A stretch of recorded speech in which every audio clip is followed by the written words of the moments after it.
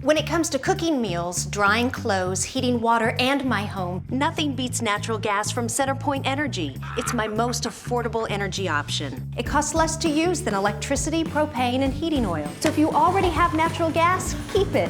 If you're replacing an appliance, choose it. Natural gas, your best choice. Safe and affordable, rest assured. For more on the benefits of a natural gas home, visit centerpointenergy.com/natural gas benefits. CenterPoint Energy, always there. All right, we are now joined by Coach Crean. We're going to start first with Mike Griffith and then Chip Towers. Coach, you knew South Carolina was a tough matchup. What went wrong against the Gamecocks today? Well, I would say it starts with me, to be honest with you, because they wanted to fight and we didn't. So I did a poor job of having our guys completely 100% understand what this game was going to entail, because we never locked into the fight, and they were aggressive. They started in zone. And so in all honesty, when nobody plays well, when nobody leads their teammates, and when nobody's really willing to go through, cut, get hit, go up strong through the contact, that falls back on me. It really does. And so I've got to do a way better job, put the blinders on. And it wasn't because of practice. It wasn't because of preparation. It wasn't because of fatigue. But when no one is in the fight, that falls back to the head coach. And that's where I'm at. Yeah, Coach, you touched on this just a little bit, but, matchups problems are real. And I just think of your teams as being, really offensive finesse. And I think of his teams, Frank Martin, to being just scrappy and almost fouling every time down the floor on their defensive end. Is this just a poor matchup of styles of play? Well, it could be, because we haven't had success with them. It could be. And they brought their best. I mean, they had, Trey Hannibal, they left home from Mississippi State. And today he comes in. I mean, he pushed the right buttons with his team.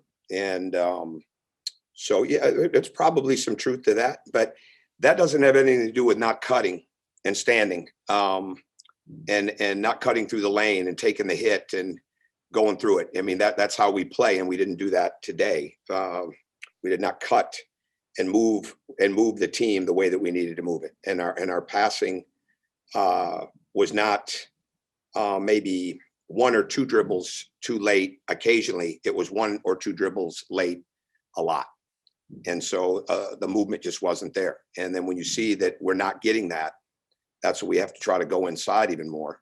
And there were times there we didn't finish. I'm not sure how many layups we missed, but we just got to get, like I said, I did a poor job of them understanding how the level of fight and toughness was going to be needed in this. And we've been pretty good with that as of late, but we weren't today.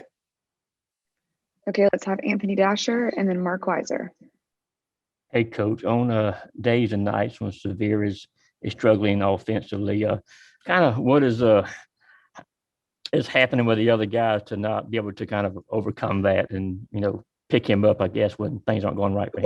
The ball didn't move well enough tonight, and we didn't have enough cutting. A lot of times when you don't want to go through the fight, you want to settle for jump shots. And that's somewhat of what we did tonight. And we just weren't, our spirit got zapped early on. Our immaturity came out, to be honest with you, with the officiating. And we have to be beyond that. We have to be beyond that, but we aren't. So like I said, I did a poor job, because we were not beyond not getting frustrated about lack of calls or physical play. And we didn't cut through it and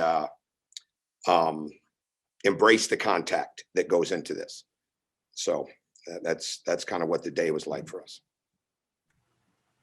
Tom, Justin was talking about needing to find a way to be more consistent. Obviously, you guys had some quality wins against LSU and Missouri, but you've had some lopsided losses. Is that a sign of a kind of growth for a team that can be more consistent night in, night out? Yeah, probably. I would say you're right.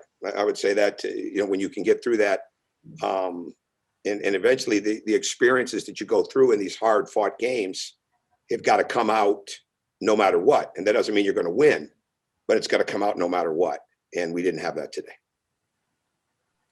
Let's have Andy Walsh and then Tori Heck.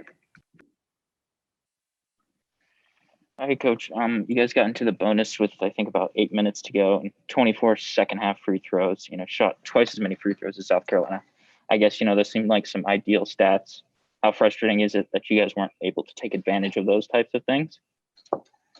Well, that's when we have to try to create a game where we're getting fouled, when we're not cutting as well, and when we're quiet and not making jump shots as consistently as Justin and PJ did.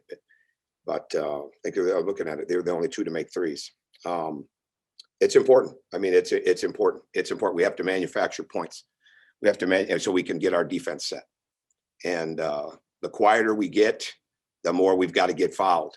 And when we're playing aggressive and we're communicating and there's leadership and the spirit is strong, then it's a little bit different. But when it's not, you've got to try to manufacture points the best you can. Hey, Coach, like you just mentioned, those 3-pointers were just made by Justin and PJ, and a decent performance from Andrew as well tonight. Do you feel like those 3 grad transfers stepped up to the plate at all tonight? Yeah, you know what? When you lose, I'm sorry, I'm just not there, right? I mean, I'm proud of those 3. It was senior day. They did a good job, but I'm not big on the whole accolades for losing. So they did a good job. I'm glad we have them, but we lost the game. Okay, let's have Jed May and then Ryan Curley. Hey, Coach, you mentioned, the immaturity with the calls leading to, less cutting, less ball movement. At this point, I didn't say that. I didn't say that. The immaturity with the calls, the less cutting and less ball movement was because of the physical play. Oh, okay. I'm sorry. That's what it was. It wasn't just that. Okay. Sorry. I guess with all that combined, then, at this point of the season as a coach, just how, I guess, frustrating is that to you to see on the sidelines, and what can you do to have your guys, I guess, get over that kind of thing? I got a week to figure it out. And so, like I said, I put my blinders on and we'll work at figuring it out. Hey, Coach, I wanted to ask about Katie Johnson and if you wanted to get him more involved scoring inside. I noticed a lot of times tonight he would catch the ball on the wing and kind of stand there and wait for something to happen. That's not him standing there is not part of the game plan. Him driving long closeouts, him being ready to shoot, him moving without the ball is part of the game plan. That's part of how we play, and we didn't get that today. All right, the last 2 questions. Let's have Davis Baker and then Palmer Toms. Coach, at times this season, you've talked about the lack of offense affecting the defense. Did you think that happened again tonight? I don't know. Probably nothing got us. Our spirit and fight where it needed to be. So I'm sure that's part of the equation. Yeah, Coach, Justin, was telling us that the senior day videos meant so much to him and the rest of the seniors. What role did you play in that, and who deserves the credit there? Our staff deserves the credit for that, not me. Heather McCormick, John Bateman, the people that put the films together. All right, thanks so much, Coach. We will have a transcript to you guys shortly.